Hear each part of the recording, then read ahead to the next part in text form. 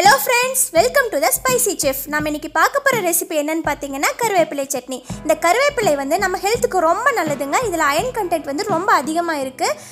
Pregnant ladies இந்த கருவேப்பிலை சட்னி எடுத்துட்டீங்கன்னா உங்களுக்கு நல்லது, உங்க குழந்தைக்கும் ரொம்ப நல்லதுங்க. இந்த கருவேப்பிலை நமக்கு ஹேர் growth பண்ண ரொம்ப யூஸ்ஃபுல்லா இருக்கும். சோ வீடியோ ஸ்கிப் பண்ணாம பாருங்க. வீடியோக்குள்ள போறதுக்கு முன்னாடி இந்த சேனல் நீங்க சப்ஸ்கிரைப் பண்ணாம இருந்தீங்கன்னா மறக்காம சப்ஸ்கிரைப் பண்ணிருங்க. பக்கத்துல இருக்க பெல் ஐகானை பிரஸ் பண்ணிருங்க.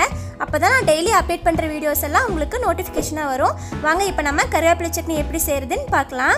அதுக்கு இந்த மாதிரி ஒரு கடாயில நான் கடலெண்ணெய் சேர்த்துக்கிட்டேங்க.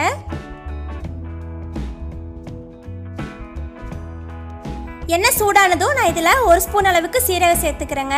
சீரகம் லைட்டாக பொரிஞ்சு வந்ததும் நான் இதில் ஒரு 7-8 சின்ன வெங்காயம் 5 பல்லு பூண்டு சேர்த்துக்கிறேன். இது கூடவே 2 வரமிளகா சேர்த்துக்கிறேன். ஒரு டைம் நல்லா கிளறி விட்டுட்டு கொஞ்சம் புளி சேர்த்துக்கலாம். புளி சேர்த்துட்டு வெங்காயம் நல்லா பொன்னிறமாக வர வரைக்கும் நல்லா வணக்கி விட்டுருங்க.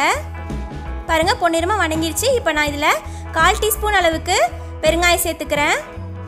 பெருங்காயம் சேர்த்து இந்த மாதிரி வணக்கி விட்டுக்கலாம். இதில் நான் 3/4 கப்பு கருவேப்பிலை எடுத்துருக்கேங்க. கருவேப்பிலை இதில் சேர்த்துட்டு எண்ணெயிலே கொஞ்சம் நல்லா வணக்கி விட்டுடலாம். கருவேப்பிலை கருகிற அளவுக்கு வணக்க வேண்டாங்க. ஓரளவுக்கு க்ரீனிஷாக இந்த மாதிரி இருந்தால் போதும்.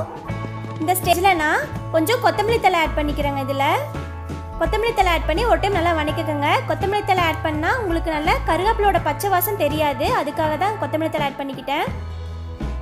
இப்போ நான் கடைசியாக தேங்காய் பூ ஆட் பண்ணிக்கிறேங்க. தேங்காய் பூ சேர்த்துக்கிட்டா உங்களுக்கு கருவேப்பிலோட கசப்பு தெரியாது. அதுக்காக தான் நம்ம தேங்காய் பூ சேர்த்துக்கிறோம். தேங்காய் பூ சேர்த்து இந்த மாதிரி நல்லா வணக்கி விட்டுடலாம்.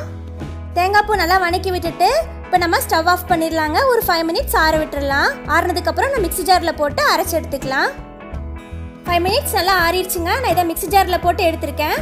இப்போ நான் சட்னிக்கு தேவையான அளவு உப்பு சேர்த்துக்கிறேன்.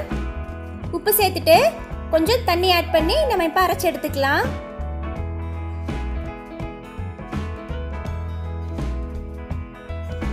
அவ்வளோதாங்க, நான் இப்போ அரைச்சி எடுத்துட்டேன்.